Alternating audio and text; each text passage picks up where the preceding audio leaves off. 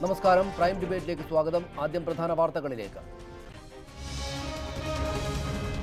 ഇടത് സർക്കാരിനെ പ്രതിക്കൂട്ടിലാക്കി അരുൺ ജെയ്റ്റ്ലി. അക്രമം വർദ്ധിക്കുന്നത് LDF അധികാരത്തിലെത്തുമ്പോൾ. രാജേഷിനെ കൊന്നത് ഭീകരവാദികൾ പോലും മടിക്കുന്ന രീതിയിൽ. കേരളത്തെ സംഘർഷഭൂമിയായി ചിത്രീകരിക്കുന്നത് ശരിയല്ലെന്ന് മുഖ്യമന്ത്രി.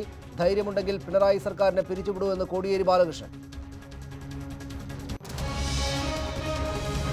അബ്ദുൽ നാസർ മദനി കേരളത്തിന്റെ രാഷ്ട്രീയ പിന്തുണയ്ക്ക് നന്ദിയെന്ന് മദനി.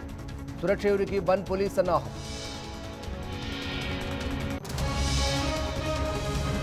മുൻ DGP TP സെൻകുമാറിനെ അറസ്റ്റ് ചെയ്ത് ജാമ്യത്തിൽ വിട്ട് cyber police.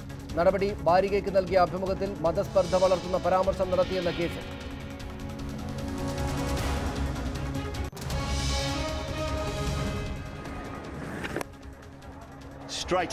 Straight up in the air. Ashwin will pick up the last wicket. രണ്ടാം ടെസ്റ്റിലും ജയിച്ച് ഇന്ത്യക്ക് പരമ്പര. ലങ്കയെ തോൽപ്പിച്ചത് ഇന്നിംഗ്സിനും 53 റൺസിനും. Ravindra Jadeja man of the match.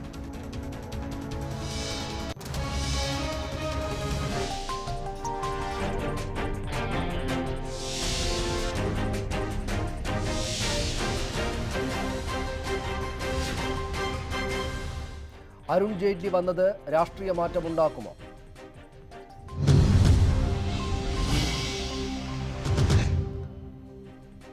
കേരളത്തിൽ സമാധാന അന്തരീക്ഷം ഉറപ്പുവരുത്താൻ സംസ്ഥാന സർക്കാർ ഇടപെടണമെന്ന് കേന്ദ്ര ധനമന്ത്രി അരുൺ ജെയ്റ്റ്ലി. രാജേഷ് കൊല്ലപ്പെട്ടത് തീവ്രവാദ തുല്യമായ ആക്രമണത്തിലാണ്. രാഷ്ട്രപതി ഭരണം ഏർപ്പെടുന്നതിനെക്കുറിച്ച് RSS നേതാക്കൾ പറഞ്ഞത് വ്യക്തിപരമായ അഭിപ്രായമാണെന്നും ജെയ്റ്റ്ലി വിശദീകരിച്ചു. കേരളത്തിലെ രാഷ്ട്രീയാക്രമങ്ങളുടെ പൂർണ്ണ ഉത്തരവാദിത്തം സംസ്ഥാന സർക്കാരിനാണെന്ന് അരുൺ ജെയ്റ്റ്ലി കുറ്റപ്പെടുത്തി. ഇടതുപക്ഷം അധികാരത്തിൽ വരുമ്പോഴാണ് അക്രമങ്ങൾ വർദ്ധിക്കുന്നത്. പൈശാചികമായാണ് CPIM എതിരാളികളെ കൊലപ്പെടുത്തുന്നതെന്നും അരുൺ ജെയ്റ്റ്ലി പറഞ്ഞു. The kind of wounds inflicted on Rajesh would have even embarrassed the terrorists. ഇരുപക്ഷത്തും ആളുകൾ കൊല്ലപ്പെടുന്നുവെന്നത് കൊലപാതക രാഷ്ട്രീയത്തിന്റെ ന്യായീകരണമല്ല. അക്രമങ്ങൾ തടയാൻ പോലീസ് പൂർണ്ണമായി പരാജയപ്പെടുകയാണ്. The police was a silent spectator. It's the responsibility of the state to ensure that the perpetrators of these crimes are brought to book. സമാധാനാന്തരീക്ഷം ഉറപ്പുവരുത്താൻ എല്ലാ party പ്രവർത്തകരും സഹകരിക്കണമെന്ന് അഭ്യർത്ഥിച്ച അരുൺ ജെയ്റ്റ്ലി രാഷ്ട്രീയ സംഘർഷങ്ങളിൽ RSSന് തുല്യ പങ്കാണെന്ന വാദം അംഗീകരിക്കാനാവില്ലെന്നും കൂട്ടിച്ചേർത്തു. I am appealing to all the people, including my workers, the workers of all political parties. It's our duty to make sure that there is peace in the state. സന്ദർശനത്തെപ്പറ്റി പ്രധാനമന്ത്രിക്ക് ഔദ്യോഗികമായി റിപ്പോർട്ട് നൽകില്ല. നേരത്തെ ശ്രീകാര്യത്ത് കൊല്ലപ്പെട്ട RSS പ്രവർത്തകൻ രാജേഷിന്റെ കുടുംബാംഗങ്ങളെ അരുൺ ജെയ്റ്റ്ലി സന്ദർശിച്ചു.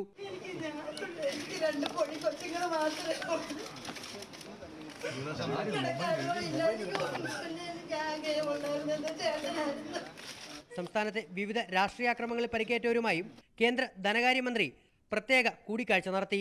News 18 Thiruvananthapuram. Arun ജെയ്റ്റ്ലിയുടെ സന്ദർശനത്തിനെതിരെ രാജ്ഭവന് മുന്നിൽ രക്തസാക്ഷി കുടുംബങ്ങളുടെ പ്രതിഷേധ ധർണയൊരുക്കി CPM. പൊതുഫണ്ട് ഉപയോഗിച്ച് യാത്ര ചെയ്യുന്ന മന്ത്രി രാഷ്ട്രീയ അല്പത്തം കാട്ടുകയാണെന്ന് CPM നേതാക്കൾ ആരോപിച്ചു. കേരള സംഭവങ്ങളുടെ പശ്ചാത്തലത്തിൽ ദേശീയതലത്തിൽ തന്നെ BJP CPMനെതിരെ പ്രചരണം ആരംഭിച്ചു കഴിഞ്ഞു.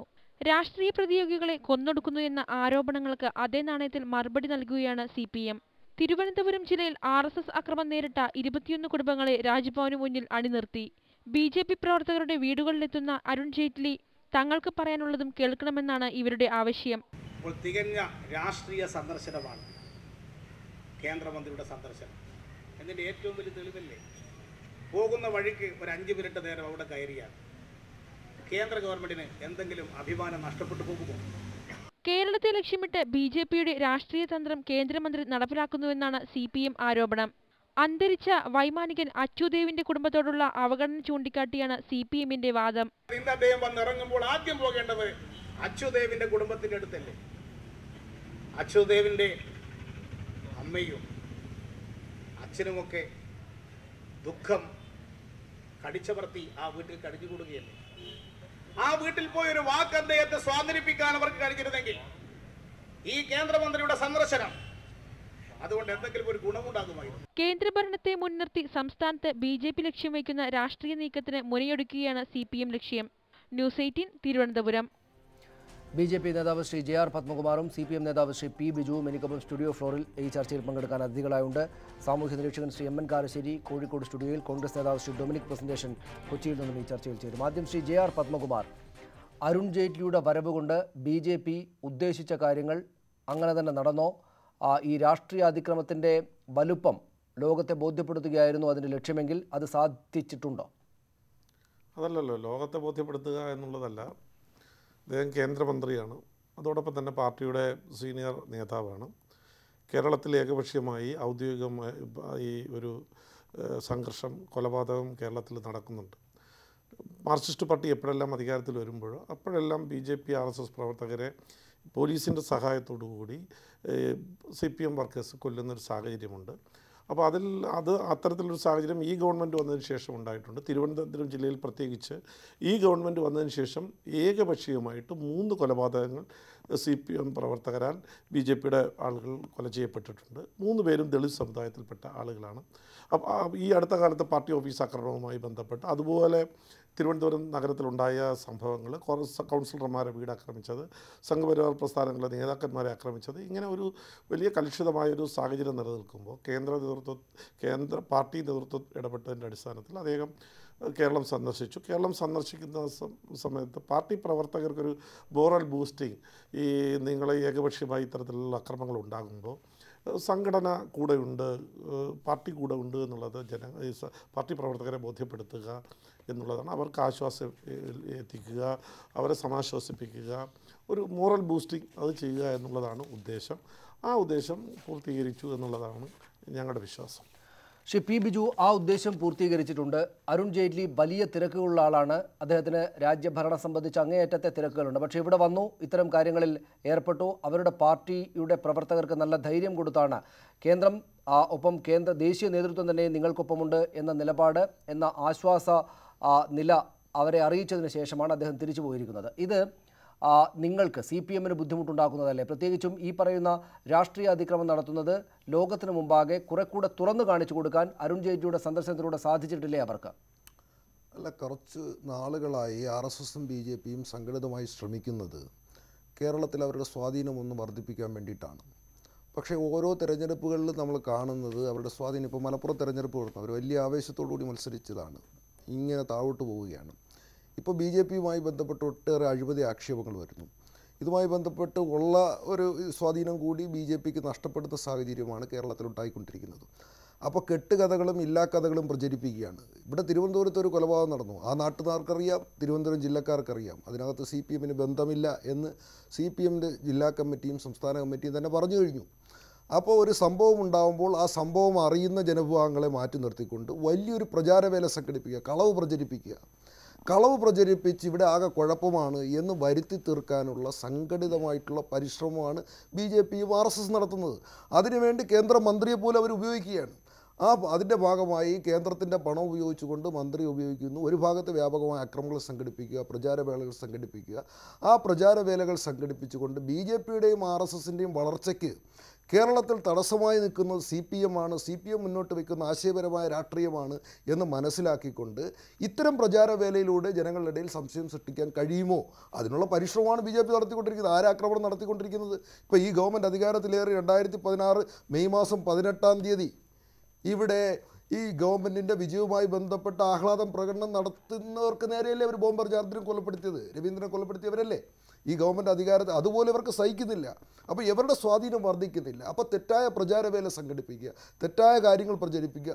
തിരുവനന്തപുരത്തുകാർക്ക് നന്നായിട്ട് അറിയാം ഇവിടെ എന്താണ് സംഭവിച്ചിട്ടുള്ളത്. ഇവർ ഈ പറഞ്ഞ രണ്ടാമത്തെ കൊലപാതകമെന്ന് വെച്ചാൽ നമ്മളുമായിട്ട് ഒരു ബന്ധവുമില്ലാത്ത കാര്യങ്ങളാണ്. ഇപ്പോൾ ഒരു കണ്ണമൂലയിൽ ഒരു കൊലപാതകം എന്ന് പറയുന്നു, ഒരു ബന്ധവുമില്ലാത്ത കാര്യങ്ങൾ കളവിങ്ങനെ BJPയുടെ നേതാക്കന്മാർ പ്രചരിപ്പിച്ചു കൊണ്ടേയിരിക്കുകയാണ്. ഇപ്പോൾ ഏറ്റവും അവസാനം ഉണ്ടായ ശ്രീകാര്യത്തിൽ ഒരു CPMൻ്റെ പ്രവർത്തകൻ്റെ പേര് പറയാൻ പറ്റുമവർക്ക്? ഒരു CPMൻ്റെ പ്രവർത്തകരുടെ പേരും പ്രതിയായിട്ട് അവർക്ക് പറയാൻ പറ്റില്ല. അവർ തെറ്റായ പ്രചാരവേലയാണ്, അത് ജനങ്ങളിൽ ഏശാൻ വേണ്ടി പോകുന്നില്ല. ഞാൻ തിരിച്ചു വരാം. ശ്രീ MN കാരശ്ശേരി, ഇത് കേന്ദ്ര ധനമന്ത്രി അരുൺ ജെയ്റ്റ്ലി ഒരു രാഷ്ട്രീയ നേതാവാണ്. അദ്ദേഹം മന്ത്രിയൊക്കെ ആണെങ്കിൽ തന്നെയും അദ്ദേഹം ഒരു രാഷ്ട്രീയ നേതാവാണ്. അദ്ദേഹത്തിൻ്റെ രാഷ്ട്രീയ പക്ഷത്തിന് വേണ്ടി അത് കേരളത്തിൽ വലിയ ബുദ്ധിമുട്ട് അനുഭവിക്കുന്ന സാഹചര്യത്തിൽ അദ്ദേഹം നേരിട്ട് വരുന്നതിൽ അത്ഭുതപ്പെടാനൊന്നുമില്ല. രാഷ്ട്രീയ പ്രചാരണം നടന്നതിൽ എന്തെങ്കിലും തെറ്റു പറയാനുമില്ല. പക്ഷേ അത് രാഷ്ട്രീയ അല്പത്തമാണ് എന്ന് കോടിയേരി ബാലകൃഷ്ണനും കേരളത്തിന് ചീത്തപ്പേരുണ്ടാക്കുന്ന ശ്രമങ്ങളിൽ നിന്ന് പ്രചാരണ വേലകളിൽ നിന്ന് പിന്തിരിയണമെന്ന് പിണറായി വിജയനും പറയുന്നുണ്ട്. അരുൺ ജെയ്റ്റ്ലിയുടെ ഇന്നത്തെ സന്ദർശനം ഏതെങ്കിലും നിലക്ക് അധാർമികമാണ് എന്ന് വിലയിരുത്തേണ്ടതുണ്ടോ?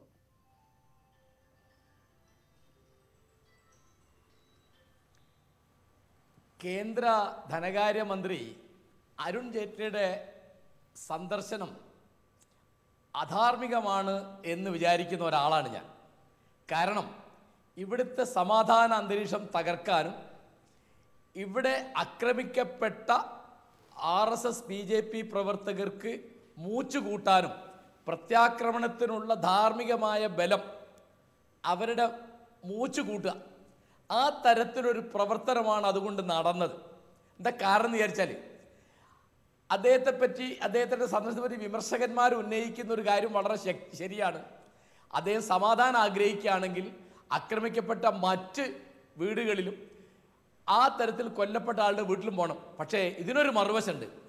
ഇങ്ങനെ പറയുന്ന പിണറായി വിജയനോ കോടിയേരി ബാലകൃഷ്ണനോ അല്ല ഇവിടുത്തെ ഏതെങ്കിലും MLAക്കോ MPക്കോ അങ്ങനെ തങ്ങൾ പോയി എന്ന് പറയാൻ പറ്റുമോ? കേരളത്തിൽ അങ്ങനെ ഒരു സംസ്കാരമില്ല. പിണറായി വിജയൻ്റെ ഗ്രാമത്തിലാണ് രമിത് എന്ന് പറയുന്ന കുട്ടി കൊല്ലപ്പെട്ടത്. അയാളുടെ അച്ഛൻ 12 കൊല്ലം മുമ്പ് കൊല്ലപ്പെട്ടു. ഈ രണ്ടുപേരും RSSകാരാണ്, പക്ഷേ മനുഷ്യരാണ്. അപ്പോൾ കൊല്ലപ്പെട്ട ആക്രമിക്കപ്പെട്ട ആളുകളുടെ വീടുകൾ, അവരുടെ ബന്ധുക്കളുടെ വീടുകൾ, ഇതൊക്കെ സന്ദർശിക്കുക, ആ തരത്തിൽ സമാധാനം ഉണ്ടാക്കുക എന്നൊരു ഏർപ്പാട് കേരളത്തിലില്ല. ഇപ്പം CPM കോൺഗ്രസ് സംഘടന ഉണ്ടായാൽ കോൺഗ്രസ്സുകാരുടെ വീട്ടിൽ പോകും, CPMകാരെ വീട്ടിൽ പോകും. അപ്പോൾ അരുൺ ജെയ്റ്റ്ലിക്ക് അങ്ങനെ ഒരു മര്യാദ വേണം എന്ന് പറയാനുള്ള അർഹത ഇവിടെ ഇല്ല. കാരണം നമ്മുടെ നേതാക്കന്മാരുടെ മന്ത്രിമാരുടെ സന്ദർശനങ്ങളും പ്രസ്താവനകളും ഈ തരത്തിലുള്ള അക്രമങ്ങൾ വർദ്ധിപ്പിക്കല്ലാതെ അത് കുറയ്ക്കുന്ന ഒരു പണി ഒരിക്കലും എടുക്കാറില്ല. പിന്നെ എൻ്റെ ധാരണ ശരിയാണെങ്കിൽ വലുതോ ചെറുതോ ആയ കൊട്ടേഷൻ സംഘങ്ങൾ ഇവിടുത്തെ എല്ലാ പാർട്ടികൾക്കുമുണ്ട്. അക്രമികൾക്ക് എല്ലാ തരത്തിലുള്ള പരിരക്ഷയും സാമ്പത്തികമായ സൗകര്യവും ധാർമ്മികമായ പിന്തുണയും കൊടുക്കുന്ന പണി ഇവിടുത്തെ പാർട്ടികൾക്കുണ്ട്. പ്രത്യേകിച്ച് CPMനും BJPക്കും അങ്ങനെയുണ്ട്. കേരളത്തിലെ അക്രമത്തിന് ആദ്യം സമാധാനം പറയേണ്ടത് CPM ആണ്. കാരണം അവരുടെ നേതാവാണ് മുഖ്യമന്ത്രി. ആ മുഖ്യമന്ത്രിയാണ് ഇവിടെ ആഭ്യന്തര വകുപ്പ് കൈകാര്യം ചെയ്യുന്നത്. അപ്പോൾ അവർക്ക് കൂടുതൽ ഉത്തരവാദിത്തമുണ്ട്. പിന്നെ ഈ കൂട്ടത്തിൽ നമ്മൾ ചർച്ച ചെയ്യേണ്ട ഒരു കാര്യമാണ്, അക്രമം നടന്നാൽ ഉടനെ ഹർത്താൽ പ്രഖ്യാപിക്കും. ബന്ദ് നിരോധിച്ചു, ഹർത്താൽ നിരോധിച്ചിട്ടില്ല. ഹർത്താലിൻ്റെ പേരിൽ പ്രത്യാക്രമണങ്ങൾ എത്രയെങ്കിലും, അതിൽ ആക്രമിക്കപ്പെടുന്നത് ഏതെങ്കിലും പാർട്ടി അംഗങ്ങൾ മാത്രമല്ല, വഴിയെ നടന്നു പോകുന്നവരും കല്യാണത്തിന് പോകുന്നവരും ശവം കൊണ്ടുപോകുന്നവരും രോഗികളെ ആശുപത്രിയിൽ കൊണ്ടുപോകുന്നവരും പരീക്ഷ എഴുതാൻ പോകുന്നവരൊക്കെ ആക്രമിക്കപ്പെടുക. ഈ ഇപ്പോൾ 2017 8ാം മാസം തുടങ്ങിയിട്ടേ ഉള്ളൂ. എൻ്റെ ഓർമ്മ ശരിയാണെങ്കിൽ 20 ഹർത്താൽ കഴിഞ്ഞു. അതാണ് ഞാൻ തിരിച്ചു വരാം. ശ്രീ കാരശ്ശേരി മാഷ് താങ്കളിലേക്ക് തിരിച്ചു വരാം. ശ്രീ ഡൊമിനിക് പ്രശ്നേഷൻ, ആ തരത്തിൽ അക്രമ രാഷ്ട്രീയം കൊണ്ടുണ്ടാകുന്ന ബുദ്ധിമുട്ട് ഈ രാഷ്ട്രീയ പ്രവർത്തനത്തിൽ ഏർപ്പെടുന്ന ആളുകളെ മാത്രമല്ല എല്ലാവരെയും ബാധിക്കുന്ന വിധത്തിലേക്ക് കാര്യങ്ങൾ മാറിയിട്ടുണ്ട്. പക്ഷേ അപ്പോൾ തന്നെയും ഈ സമീപകാലത്ത് ഇത്രമേൽ വലിയ തോതിൽ ചർച്ച ചെയ്യപ്പെട്ട കാലത്ത് വരുന്ന കണക്കുകൾ എടുത്ത് നോക്കുകയാണെങ്കിൽ ഈ പറയുന്നതിനേക്കാൾ കൂടുതൽ വലിയ അതിക്രമ സംഭവങ്ങൾ, കൊലപാതകങ്ങൾ, രാഷ്ട്രീയമായിട്ടല്ലെങ്കിൽ മറ്റൊരു വിധത്തിലുള്ള അതിക്രമ സംഭവങ്ങൾ മറ്റ് സംസ്ഥാനങ്ങളിൽ വളരെ കൂടുതലായി നടക്കുന്നുണ്ടത്രേ. നമ്മുടെ സംസ്ഥാനത്തിൽ അത് കുറവാണ് എന്ന കണക്കുകളും കാണുന്നു. എങ്കിൽ തന്നെയും നോക്കൂ, ഈ ഉള്ള കൊലപാതക സംഭവങ്ങളും അതിക്രമങ്ങളും ഒക്കെ തന്നെ അവസാനിപ്പിക്കുക എന്നത് സമാധാന ജീവിതത്തിന് ആഗ്രഹിക്കുന്ന ആളുകൾക്ക് ആഗ്രഹിക്കുന്നതാണല്ലോ. ആ അർത്ഥത്തിൽ അദ്ദേഹത്തിൻ്റെ വരവ്, അരുൺ ജെയ്റ്റ്ലിയുടെ വരവ് ഈ നാട്ടിലെ രാഷ്ട്രീയ അതിക്രമ സംഭവങ്ങൾക്ക് ഉണ്ടാക്കും എന്ന് താങ്കൾ കരുതുന്നുണ്ടോ?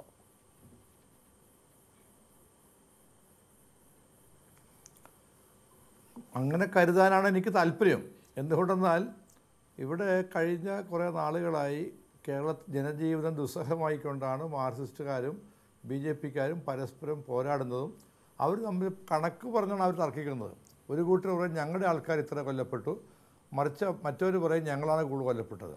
അപ്പോൾ അങ്ങനെയുള്ള സാഹചര്യത്തിൽ അരുൺ ജെയ്റ്റ്ലി ഇവിടെ വന്നതിൻ്റെ മറ്റ് കാര്യങ്ങളിലേക്ക് തർക്കത്തിലേക്ക് ഞാൻ പോകുന്നില്ല. മറിച്ച് അദ്ദേഹത്തിൻ്റെ സന്ദർശനം കൊണ്ട് ഇവിടെ സമാധാനം ഉണ്ടാകുമെങ്കിൽ അതാണ് ജനങ്ങൾ ആഗ്രഹിക്കുന്നത്. പക്ഷെ അങ്ങനെ ഉണ്ടാകുമെന്ന് ഇപ്പോൾ പറയാറായിട്ടില്ല. അദ്ദേഹത്തിൻ്റെ വരവ് അധാർമികമാണെന്ന് ശ്രീ കാരശ്ശേരി മാഷോട് പറയുന്നത് കേട്ടു. ശരിയായിരിക്കാം അത്. പക്ഷേ ഒരു കാര്യമുണ്ട്, അദ്ദേഹം ഒരു കാര്യം ചെയ്യേണ്ടിയിരുന്നു. ഈ മറ്റ് മാർക്സിസ്റ്റ് പാർട്ടിയുടെ രക്തസാക്ഷികളുടെ കൊല്ലപ്പെട്ട വീട്ടിൽ പോകണമെന്ന് ഞാൻ പറയുന്നില്ല, അത് വേറെ പ്രശ്നമുണ്ട്. പക്ഷേ അറ്റ്ലീസ്റ്റ് അദ്ദേഹത്തിന് മുഖ്യമന്ത്രിയെ ഒന്ന് കാണണമെന്ന് പറയാനും ഒരു കേഡ്സി കോൾ നടത്താനും ഈ ക്രമസമാധാന നില മെച്ചപ്പെടുത്താൻ എങ്ങനെ അദ്ദേഹത്തിൻ്റെ കൂടെ സഹകരണം ഉണ്ടാകും എന്ന് പറയാനുള്ള ഒരു സാമാന്യ മര്യാദ കേന്ദ്രമന്ത്രി കാണിക്കണമായിരുന്നു. അത് അദ്ദേഹത്തിൻ്റെ ഭാഗത്തുനിന്നുണ്ടായാലും എനിക്ക് തോന്നുന്നു BJPയുടെ ഒരു വക്താവായിട്ടാണ് അദ്ദേഹം വന്നിരിക്കുന്നത്. അദ്ദേഹം 2 മന്ത്രി വലിയ പോർട്ട്ഫോളിയോ വഹിക്കുന്ന ആളാണ്. ധനകാര്യം മാത്രമല്ല, ഇന്ത്യയുടെ രക്ഷാമന്ത്രിയുടെ ഡിഫൻസ് മിനിസ്റ്ററുടെയാണ്. അപ്പോൾ അങ്ങനെയുള്ള ഒരാൾ, വളരെ തിരക്കുള്ള ആൾ ഇവിടെ വന്നു കഴിഞ്ഞിട്ട് ശ്രീ പത്മനാഭൻ പറഞ്ഞു അദ്ദേഹം വന്നത് BJPയുടെ അണികളുടെ ഡീമോറലൈസേഷൻ മാറ്റി അവർക്ക് മുറയിൽ കൊടുക്കാനെന്നാണ്. നല്ല സെൻസിലാണെങ്കിൽ അത് കുഴപ്പമില്ല, മറിച്ച് അദ്ദേഹത്തിൻ്റെ ഒരു മൊറൽ ബൂസ്റ്റിംഗ് വീണ്ടും തിരിച്ചടിക്കാനാണ് BJPയുടെ അണികളെ പ്രേരിപ്പിക്കുന്നതെങ്കിൽ അത് വലിയ ദുരന്തത്തിലേക്ക് നമ്മുടെ നാടിനെ നയിക്കും. അതാണ് എൻ്റെ അഭിപ്രായം. അതാണ് ശ്രീ JR പത്മകുമാർ, ഈ BJPയുടെ പ്രവർത്തകർ, BJP എന്ന രാഷ്ട്രീയ പാർട്ടി, അത് കൊല്ലപ്പെടുന്ന ആളുകൾ മാത്രമല്ല, കാര്യങ്ങളെ സുതാര്യമായി നിരീക്ഷിക്കുന്ന ആളുകൾക്ക്, സത്യസന്ധമായി നിരീക്ഷിക്കുന്ന ആളുകൾക്ക് BJP എന്ന രാഷ്ട്രീയ പാർട്ടിയുടെ പ്രവർത്തകർ കൊല്ലുന്ന ആളുകൾ കൂടെയാണ്. കാരണം അപ്പുറത്തുള്ള ആളുകളും കൊല്ലപ്പെട്ടിട്ടുണ്ടല്ലോ. നിരവധിയായ കണക്കുകൾ എൻ്റെ കൈവശമുണ്ട്, നിരവധിയായുള്ള കണക്കുകൾ മാധ്യമങ്ങളിലൂടെയൊക്കെ പറന്നു നടക്കുന്നുമുണ്ട്. അതുകൊണ്ട് കൊല്ലുന്ന ആളുകൾ കൂടെയാണ് BJP, അല്ലാതെ അവർ സമാധാന പ്രിയരായിട്ടുള്ള സമാധാനം മാത്രം നടപ്പാക്കുന്ന ആളുകളല്ല. അങ്ങനെയെങ്കിൽ ഇപ്പറയുന്ന ശ്രീ ഡൊമിനിക് പ്രശ്നേഷൻ പറഞ്ഞു നിർത്തിയെടുത്തതെന്ന് എൻ്റെ ചോദ്യം, അതായത് ഈ പറയുന്ന മൊറയിൽ ബൂസ്റ്റ് ചെയ്യാനാണ് അദ്ദേഹം വരുന്നതെങ്കിൽ, അദ്ദേഹത്തിനുള്ള രാജ്യം ഭരിക്കുന്ന ഏറ്റവും പ്രധാനപ്പെട്ട പാർട്ടിയുടെ ഏറ്റവും പ്രധാനപ്പെട്ട പദവിയിലിരിക്കുന്ന ഒരാളെന്ന നിലക്കുള്ള അദ്ദേഹത്തിൻ്റെ ആധികാരികത ഉപയോഗിച്ച് അദ്ദേഹം വന്ന് ഈ ബൂസ്റ്റ് ചെയ്യപ്പെടുന്ന മുറയിൽ കൊലപാതകം നടത്തുന്ന ആളുകളുടെ ഊർജ്ജം കൂട്ടുക എന്നതുകൂടിയായിരിക്കും. അത് ദോഷമല്ലേ ചെയ്യൂ നമ്മുടെ നാട്ടിന്? അത് ഈ കുറേ കാലമായിട്ട് കേരളത്തിലെ മലയാള മാധ്യമ പ്രവർത്തകർ, ചില താല്പര്യം ഉള്ള ആളുകളൊക്കെ ചെയ്യുന്നൊരു കാര്യമാണ്. ഈ ഇരയെയും വേട്ടക്കാരനെയും ഒരേ ത്രാസിൽ തൂക്കുക എന്നുള്ളൊരു ഏർപ്പാടുണ്ട്. നിങ്ങൾ ഒരു സ്റ്റഡി നിങ്ങൾ കേരളത്തിൽ നടത്തുക, മാധ്യമപ്രവർത്തകർ മുൻകൈ എടുത്ത് നടത്തുക. ഓരോ ഇൻസിഡൻറ്റിനെ സംബന്ധിച്ചും ഓരോ കൊലപാതകത്തെ സംബന്ധിച്ചും അക്രമ സംഭവത്തെക്കുറിച്ചും നിങ്ങളൊരു സ്റ്റഡി നിങ്ങൾക്ക് ഈ കേരളത്തിൽ കാണിക്കാൻ പറ്റും. നിങ്ങൾ ആരെങ്കിലും കുറേ റിപ്പോർട്ടുകൾ പറയുന്നതനുസരിച്ച് അവർ കൊന്നു ഇവർ കൊന്നു എന്ന് പറയുന്നതല്ലാതെ എന്താണ് ഓരോ സംഭവത്തിനും പിന്നിലുള്ളത്? ആദ്യത്തെ രാഷ്ട്രീയ കൊലപാതകമുണ്ട്. ഈ കഥ എടുത്ത് പരിശോധിച്ച് നോക്കിയാൽ നിങ്ങൾക്കത് വളരെ വ്യക്തമായി മനസ്സിലാകും. നിങ്ങൾ ഈ ഇരയും വേട്ടക്കാരനെയും ഒരുപോലെ കാണരുത്. കേരളത്തിലെ മാർക്സിസ്റ്റ് പാർട്ടി ലീഡർഷിപ്പിനെ നിങ്ങൾ എടുത്ത് പരിശോധിച്ച് നോക്കും, മന്ത്രിമാരുൾപ്പെടെ എടുത്ത് പരിശോധിച്ച് നോക്കും. കൊലക്കേസ് പ്രതിയല്ലാത്ത ആരുണ്ട്? മുഖ്യമന്ത്രി ഉൾപ്പെടെ കൊലക്കേസ് പ്രതിയായിട്ടുണ്ട്, പാർട്ടി സെക്രട്ടറി കൊലക്കേസ് പ്രതിയായിട്ടുണ്ട്, ജില്ലാ സെക്രട്ടറി പ്രതിയായിട്ടുണ്ട്. ഇത്തരത്തിൽ ഞങ്ങളുടെ BJP ലീഡർഷിപ്പിൽ ഒരാളെ നിങ്ങൾക്ക് എടുത്ത് കാണിച്ചു തരാൻ പറ്റും, ഇന്ന കൊലക്കേസിൽ പ്രതിയാണ്, അല്ലെങ്കിൽ ഹീനമായ ഇന്ന കൃത്യത്തിൽ അവിടെ എനിക്കൊരു സംശയം വരുന്നത് എന്തുകൊണ്ടാണ് അങ്ങനെ ഉണ്ടാകാതിരിക്കുന്നുണ്ട്? അതായത് 2000 തൊട്ട് 2016 ഒക്ടോബർ വരെ 65 പേർ കൊല്ലപ്പെട്ടു എന്നാണ് സർക്കാരിൻ്റെ കണക്ക്, ക്രൈം ബ്യൂറോയുടെ കണക്ക്. 65 പേർ, അതിൽ 30 പേർ CPM ആണ്, 28 പേർ BJP RSS പ്രവർത്തകരാണ്. ഈ പറയുന്ന കാര്യങ്ങളുമായി ബന്ധപ്പെട്ട് ഇപ്പോൾ ഉദാഹരണത്തിന് ഷുക്കൂർ വധക്കേസ് എന്ന് കേട്ടാൽ, അല്ലെങ്കിൽ വേറൊരു വധക്കേസ് എന്ന് കേട്ടാൽ നമുക്ക് മുന്നിൽ CPM ലീഡർഷിപ്പായിട്ട് ആളുകളുണ്ട്. പക്ഷേ ഇപ്പുറത്ത് CPM പ്രവർത്തകർ കൊല്ലപ്പെടുന്നുണ്ട്, RSSൻ്റെയോ BJPയുടെ ഏതെങ്കിലും ആളുകളിൽ. അവരെല്ലാം കൈയും കെട്ടി വളരെ സത്യസന്ധരായിട്ട് നല്ല കുട്ടികളായിട്ട് നിൽക്കുന്നതായിട്ടാണ് കാണുക. അതെങ്ങനെയാണ് സാധ്യമാകുന്നത്? കൊല ചെയ്യപ്പെടുന്ന ആളുകൾ CPMകാരാണെങ്കിൽ കൊല്ലുന്ന ആളുകൾ എന്തുകൊണ്ടാണ് അവർ മാത്രം മറിഞ്ഞിരിക്കുന്നത് എന്ന് തോന്നില്ലേ നാട്ടുകാർ? അല്ല, അത് തോന്നേണ്ട കാര്യമില്ലല്ലോ. ഞാൻ ഇന്ന് 21 ആളുകളെ 1957 മുതൽ 2017 വരെ തിരുവനന്തപുരം ജില്ലയിൽ മരിച്ച ആളുകളുടെ കുടുംബക്കാരെ കൊണ്ടുവന്ന് രാജ്ഭവൻ, എന്ത് അപഹാസ്യമാണ്! നിങ്ങൾ ആലോചിച്ച് നോക്കൂ. നീതി, ഈ പറഞ്ഞ 21 ആളുകൾക്ക് നീതി നിഷേധിച്ചിട്ടുണ്ടെങ്കിൽ അതിന് 1-ാം പ്രതി EMS ആണ്, 2-ാം പ്രതി നയനാരാണ്, 3-ാം പ്രതി അച്യുതാനന്ദനാണ്, 4-ാം പ്രതി പിണറായി വിജയനാണ്, ഉമ്മൻചാണ്ടിയാണ്, AK ആൻ്റണിയാണ്, K കരുണാകരനാണ്. ഇവരല്ലേ കേരളം ഭരിച്ചിട്ടുള്ളത്? ഞങ്ങൾ സമരം ചെയ്യുന്നതും പ്രക്ഷോഭം നടത്തുന്നതും ഉപവാസം നടത്തുന്നതും നീതിക്ക് വേണ്ടിയിട്ടാണ്. കേരളത്തിൽ ഈ 21 ആളുകൾക്കോ അല്ലെങ്കിൽ CPM പ്രവർത്തകർക്കോ നീതി നിഷേധിച്ചിട്ടുണ്ടെങ്കിൽ ഉത്തരവാദിത്വം അവിടെ പോയപ്പോട്ടല്ലോ AK സെന്ററിൽ അടുത്തല്ലേ പോകാറുള്ളത്. ഞാനൊന്ന് പറഞ്ഞോട്ടെ, ഞാൻ ചോദിക്കട്ടെ, നിങ്ങൾ എന്നോട് ചോദിക്കുന്ന ഈ ഒരു ചോദ്യം, ഈ നമ്മുടെ രാജേഷ് മരിച്ചതിന് ശേഷം 7 തവണ മുഖ്യമന്ത്രി ശ്രീകാര്യം വഴി യാത്ര ചെയ്തിട്ടുണ്ട്. അവിടെ നിന്ന് 10 മീറ്റർ അല്ലേ ഉള്ളൂ ഈ സ്ഥലം, ഈ മരിച്ച സ്ഥലം. ഒന്ന് പോയി കാണാനുള്ള സന്മനസ് കാണിച്ചിട്ടുണ്ട്. 10 ജുനൈദിനെ കാണാനായിട്ട് ഹരിയാനയിൽ പോയല്ലോ, 10 മീറ്റർ അല്ലേ ഉള്ളൂ, പോയിട്ടുണ്ടോ? ഇദ്ദേഹം പ്രതിയായ കേസിലെ വാടിക്കൽ രാമകൃഷ്ണന്റെ ഭാര്യ ഇന്നും ആ വിധവ ഇന്ന് വയസ്സായ സ്ത്രീ തൊഴിൽ ഒരു വിധവാ പെൻഷൻ പോലും ഇല്ലാതെ ഒന്ന് പോയി. ഞാൻ ഇപ്പൊ കാണിച്ചു തരാം. CC section case 34/70 Thalassery additional കോടതിയിലെ 1-ാം പ്രതി. ഞാൻ ഇപ്പൊ കാണിച്ചു തരാം. നിങ്ങൾ മുമ്പ് പറഞ്ഞിട്ടുണ്ട്, നിങ്ങൾ മുമ്പ് എന്നോട് ചോദിച്ചിട്ടുണ്ട്. ഞാൻ എടുത്തു തരാം. അല്ല, ഞാൻ കാണിച്ചു തരാം. അല്ല, നിങ്ങളെ കഴിഞ്ഞ ദിവസം ഒന്ന് പറഞ്ഞോട്ടെ. ഒന്നാമത്തെ കാര്യം, ഒന്ന് കാരശ്ശേരി മാഷ് പറഞ്ഞത് അങ്ങനെ ഒരു പോകുന്ന പ്രവണതയില്ല. ഈ രാജേഷ് മരിച്ചെടുത്ത് കേരളത്തിൻ്റെ മന്ത്രി കടകംപള്ളി സുരേന്ദ്രൻ പോയിട്ടുണ്ട്. അദ്ദേഹത്തിൻ്റെ മണ്ഡലത്തിലാണ് ഈ സംഭവം നടക്കുന്നത്. എന്തുകൊണ്ട് പോകുന്നു? ഞാൻ പറഞ്ഞോട്ടെ, എന്തുകൊണ്ട് പോകുന്നു? ഞങ്ങൾക്ക് നെഞ്ചി കൈവച്ചുകൊണ്ട് പറയാൻ കഴിയും CPM-ന് ആ കൊലപാതകത്തിൽ ബന്ധമില്ലാന്ന് ഞങ്ങൾക്ക് പറയാൻ കഴിയും. 2, ശ്രീ പത്മകുമാർ ഇവിടെ ചോദിച്ചത്, ഞങ്ങളുടെ ഏതെങ്കിലും നേതാക്കന്മാർ കൊലക്കേസിൽ പ്രതിയായിട്ടുണ്ടോ?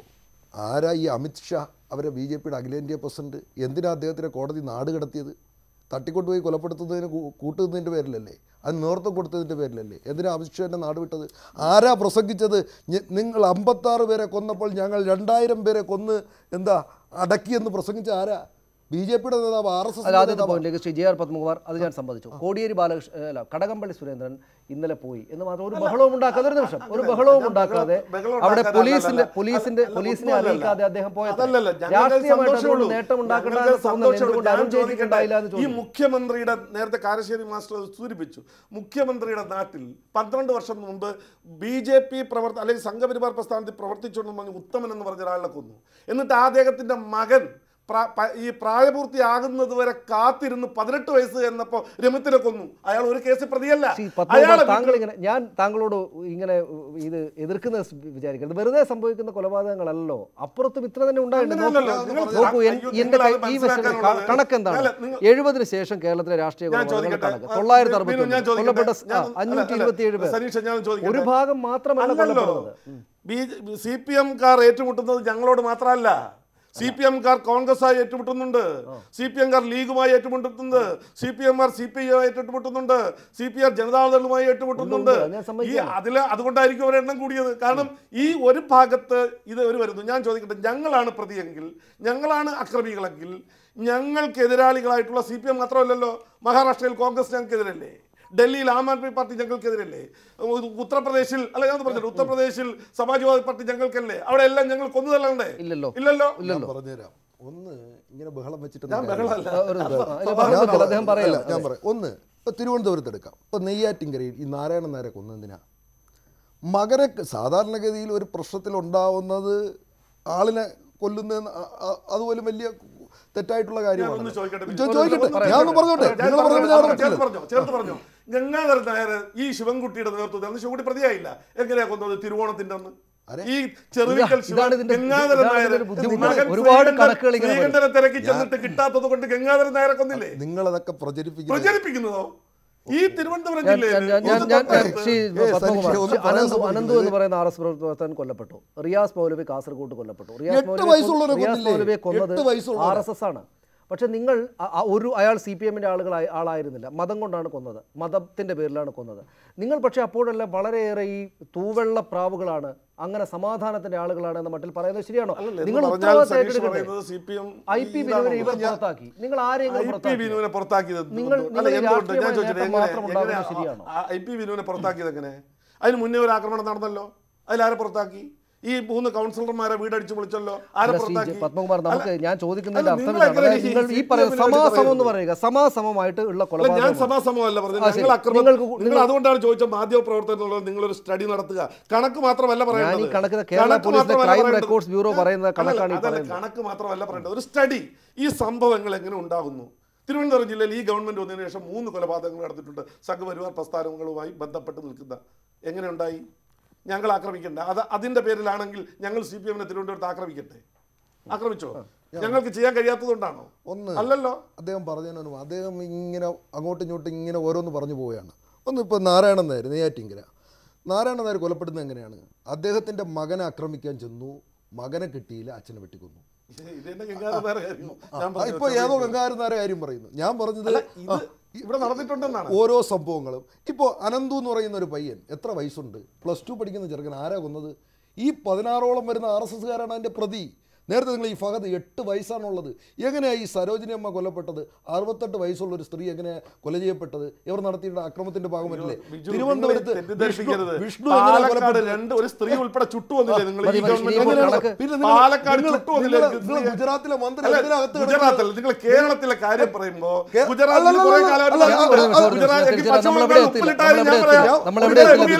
പശ്ചിമ ബംഗാളിൽ ഉപ്പിലിട്ടാണ് കൊല്ലുന്നത്. പശ്ചിമ ബംഗാളിൽ നിങ്ങൾ കൊല്ലുന്നതെന്ന് നിങ്ങളുടെ MP അല്ലേ പറഞ്ഞത്? വെറുതെ എന്തിനാ? അതല്ല ഞാൻ തിരിച്ചു വരാം. ഞാൻ ശ്രീ ഡൊമിനിക് പ്രസന്റേഷൻ ഇന്നലെ വലിയ മാധ്യമ വാർത്തയാകാതെ നടന്നൊരു സംഭവമുണ്ട്. ഇതിനകത്ത് അദ്ദേഹം നേരത്തെ പറഞ്ഞു, കടകംപള്ളി മന്ത്രി ഈ പറയുന്ന കൊല്ലപ്പെട്ടയാളുടെ വീട്ടിലേക്ക് ചെന്നു. അവിടെ വലിയ വാർത്തയൊന്നും ഉണ്ടാക്കാതെ അദ്ദേഹം പോയി, ഞങ്ങൾ ഏത് പ്രതിയാണെങ്കിലും പിടിക്കും എന്ന് പറഞ്ഞ് ഉറപ്പ് നൽകി തിരിച്ചു വന്നു എന്നാണ് വാർത്തയിൽ കാണുന്നത്. അദ്ദേഹം ബിജു അത് പറയുന്നുണ്ട്. അങ്ങനെയും ചെയ്യാം. പക്ഷേ ഇതൊരു രാഷ്ട്രീയമായിട്ട് നമ്മളിപ്പോൾ ഈ ചർച്ചയിലിരുന്ന് ഇന്നയാളെ കൊന്നില്ലേ എന്ന് ആവർത്തിക്കുകയാണ്. നിരവധിയായിട്ടുള്ള ചർച്ചകൾ അങ്ങനെ നമ്മൾ നടത്തിയിട്ടുമുണ്ട്. ഇതൊരു ദുരന്തമാണ്, പക്ഷേ നമുക്ക് ചെയ്യേണ്ടി വരുന്നു എന്ന വസ്തുത അവിടെയുണ്ട്. ഇങ്ങനെ രാഷ്ട്രീയമായിട്ട് ഇതിനെ ലാഭമെടുക്കാൻ വേണ്ടിയിട്ട്, അല്ലെങ്കിൽ രാഷ്ട്രീയമായിട്ട് കൂടുതൽ ശ്രദ്ധയിലേക്ക് എത്തിക്കാൻ വേണ്ടിയിട്ട്, അത് അവരുടെ പ്രവർത്തകർക്ക് ഊർജ്ജം നൽകുക എന്നതാണ് ഉദ്ദേശം, പോസിറ്റീവായിട്ടുള്ള ഉദ്ദേശം എന്നാണ് പറയുന്നതെങ്കിൽ തന്നെയും കേന്ദ്ര നേതൃത്വമൊക്കെ ഇങ്ങോട്ട് വരുന്നത് എത്രത്തോളം ഗുണകരമാകും? ഈ നിലക്ക് കേരളം ഇങ്ങനെ വലിയൊരു പ്രശ്നബാധിത സ്ഥലമാണ് എന്ന് പുറത്ത് ചിത്രീകരിക്കപ്പെടുന്നത് എങ്ങനെയാണ് ഗുണകരമാവുക?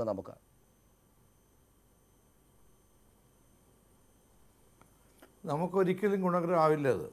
ഒന്ന്, ഇപ്പം ഞാൻ ഇപ്പോഴാണ് കേൾക്കുന്നത് ശ്രീ കടകംപള്ളിയോടെ നല്ല കാര്യമാണ്, ഞാൻ അപ്രീഷിയേറ്റ് ചെയ്യാണ്.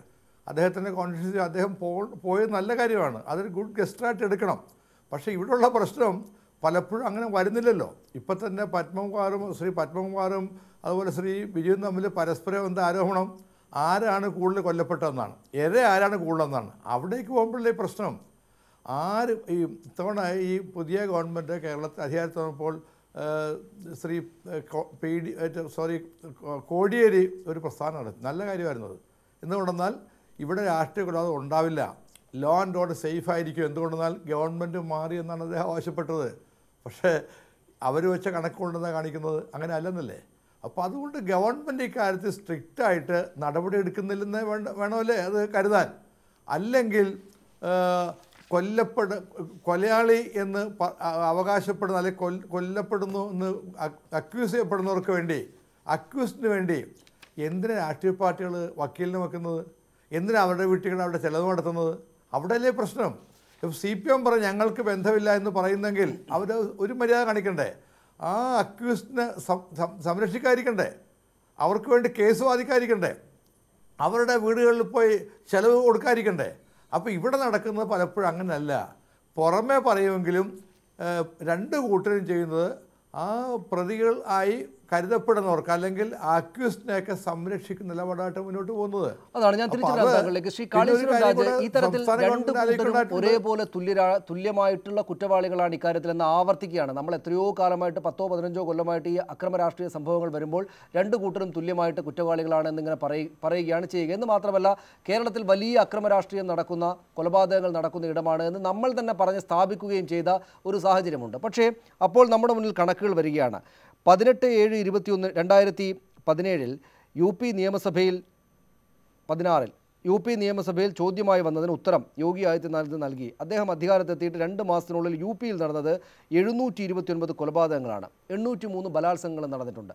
നോക്കൂ, നമ്മുടെ നാട്ടിൽ ഒട്ടും ഒരു അതിക്രമവും നടക്കാതിരിക്കണം എന്ന് ആഗ്രഹിക്കാനൊക്കെ നമുക്ക് ആഗ്രഹിക്കാവുന്നതാണ്. പക്ഷേ ഇതേക്കാൾ എത്രയോ വലിയ അതിക്രമങ്ങൾ നടക്കുന്ന സംസ്ഥാനങ്ങളിലുള്ള ആളുകൾ ഇതെന്തോ വലിയ ദോഷം പിടിച്ചൊരു സ്ഥലമാണ്, വളരെ കുഴപ്പം പിടിച്ചൊരു സ്ഥലമാണ് കേരളം എന്ന് സ്ഥാപിക്കുമ്പോൾ എഴുന്നേറ്റ് നിന്ന് അതല്ല, ഞങ്ങളുടെ സംസ്ഥാനം അത്ര കുഴപ്പം പിടിച്ച സ്ഥലമല്ല, ഈ പറയുന്ന ആക്ഷേപിക്കുന്ന ആളുകളും ഈ കൊലപാതകത്തിൽ തത്തുല്യമായ പങ്ക് വഹിക്കുന്നവരാണ് എന്ന് മാത്രമല്ല, കൊലപാതകത്തിൻ്റെ എണ്ണമെടുത്താൽ അവരുടെ ആളുകൾ കുറവും മറ്റുള്ളവരുടെ CPMൻ്റേത് കൂടുതലുമാണ് കൊല്ലപ്പെട്ടിരിക്കുന്നത് എന്ന കാര്യം സത്യസന്ധമായിട്ട് അങ്ങോട്ട് പറയുകയല്ലേ വേണ്ടത്. അല്ലാതെ നമ്മൾ ഈ എല്ലാവരും സമരാണ് എന്ന നിലപാടെടുത്താൽ എങ്ങനെയാണത് ഗുണകരമായി വരിക? ഇനിയും അത് ആ നിലപാടെന്ന് മാറിപ്പോകേണ്ടതല്ലേ?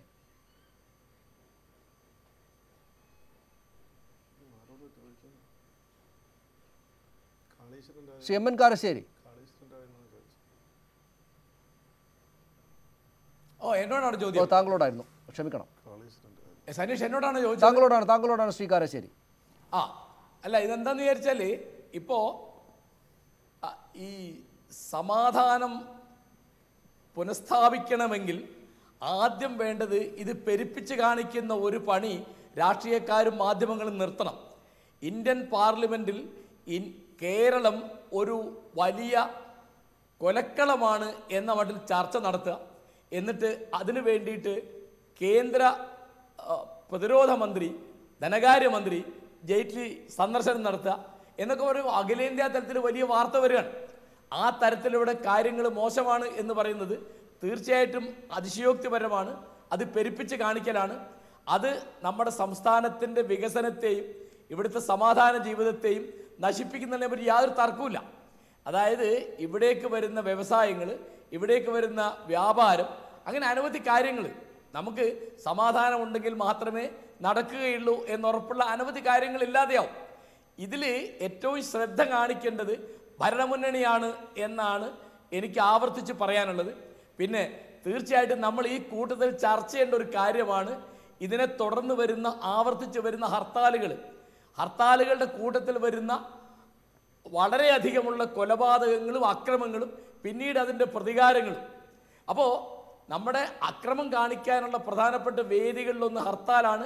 ഇവിടുത്തെ എല്ലാ പാർട്ടികളും ഒന്നിൻ്റെ പേരിലും ഹർത്താൽ നടത്തുകയില്ല എന്ന് പ്രഖ്യാപിക്കുകയാണ് ആദ്യം വേണ്ടതെന്ന് ഞാൻ പറയുന്നത്.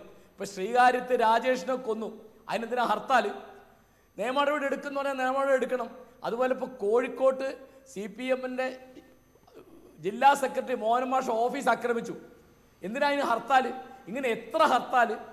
അപ്പോൾ ഇവിടുത്തെ ഏറ്റവും എളുപ്പമുള്ള പണി ഹർത്താലാണ്. ഹർത്താലിൻ്റെ പുറത്ത് എത്രയോ കോടി രൂപ നഷ്ടം വരുന്നു, എത്രയോ മനുഷ്യജീവൻ അപകടപ്പെടുന്നു, എത്രയോ ആളുകൾക്ക് അക്രമത്തിൽ പരിക്ക് പറ്റുന്നു, എന്തൊക്കെ നഷ്ടങ്ങൾ, കുട്ടികളുടെ പരീക്ഷ, കല്യാണം, രോഗം, മരണം. അപ്പോൾ ഈ നാട്ടിലെ സമാധാനം നശിപ്പിക്കുന്ന വലിയ പങ്ക് തീർച്ചയായിട്ടും ഹർത്താലിനാണുള്ളത്. പക്ഷെ അപ്പോഴും MN കാരശ്ശേരി, താങ്കൾ ഈ ഹർത്താലിനെ കുറിച്ചും ഈ നാട്ടിലെ സമാധാനം ഭഞ്ജിക്കപ്പെടുന്നതിനെ ഒക്കെ പറ്റിയൊക്കെ ഇങ്ങനെ പറയുമ്പോൾ കേരളത്തെ എടുത്ത് ഇങ്ങോട്ട് മാറ്റിവെച്ച് നോക്കുമ്പോൾ എത്രയോ കണക്കുകൾ എൻ്റെ മുന്നിലുണ്ട്, ഞാനതെല്ലാം ആവർത്തിക്കുന്നില്ല. മറ്റു സംസ്ഥാനങ്ങളെ വെച്ച് നോക്കുകയാണെങ്കിൽ എത്രയോ സമാധാനം നിറഞ്ഞൊരു സ്ഥലമാണ് നമ്മുടേത്. ഹർത്താൽ കൂടുന്നു എന്ന് താങ്കൾക്ക് തോന്നുന്നു, താങ്കൾ എത്രയോ കാലമായിട്ട് ഇവിടെ തന്നെ ജീവിക്കുന്നത് കൊണ്ടായിരിക്കണം, ഒരുപക്ഷെ താങ്കളും ഞാനും ഇവിടെ തന്നെ ജീവിക്കുന്നതുകൊണ്ടായിരിക്കണം. ഇവിടുത്തെ ഒരു സമാധാനത്തിൻ്റെ കണക്കിൽ ഈ ഹർത്താലുകൾ കൂടുതലാണ് എന്നല്ലേ ഉണ്ടാവുകയുള്ളൂ. ഇപ്പോൾ ഈ സർക്കാർ കേന്ദ്രത്തിൽ അധികാരത്തിൽ വന്നതിന് ശേഷം എത്രയെത്ര ആളുകളാണ് പശുവിൻ്റെ പേരിലൊക്കെ കൊല്ലപ്പെടുന്നത്, മോബ് ലിഞ്ചിങ് നടക്കുന്നത്. അതൊക്കെ വെച്ച് നോക്കുകയാണെങ്കിൽ ഇതൊരു കൊള്ളാവുന്ന സ്ഥലമാണ് എന്ന് പറയേണ്ടതിന് പകരം ഇവിടെ ഹർത്താൽ ഉണ്ടാകുന്നു, ഇവിടെ കൊലപാതകം കൂടുകയാണെന്നൊക്കെ പറഞ്ഞ് സ്ഥാപിക്കുന്നത് ശരിയായ കാര്യമാണോ?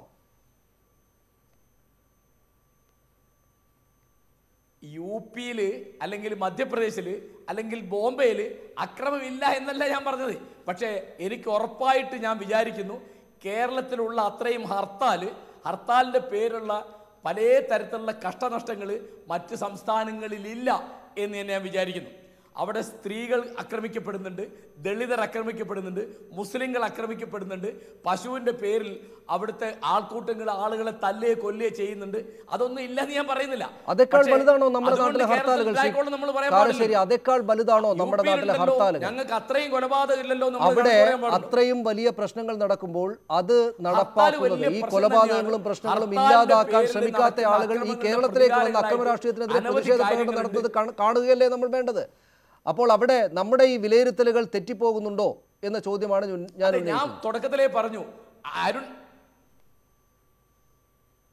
അരുൺ ജെയ്റ്റ്ലി വന്നതും സംസാരിച്ചതും അധാർമികമാണെന്ന് ഞാൻ പറഞ്ഞു. കാരണം അതിവിടെ മൂച്ച് കൂട്ടാനാണ്, തർക്കം മൂപ്പിക്കാനാണ് സഹായിക്കാന്ന് ഞാൻ പറഞ്ഞു. പക്ഷെ ആ കൂട്ടത്തിൽ നമ്മൾ ഈ ഹർത്താലിന്റെ പ്രശ്നം കൂടി ചർച്ച ചെയ്യണമെന്ന് ഞാൻ പറയുന്നത്.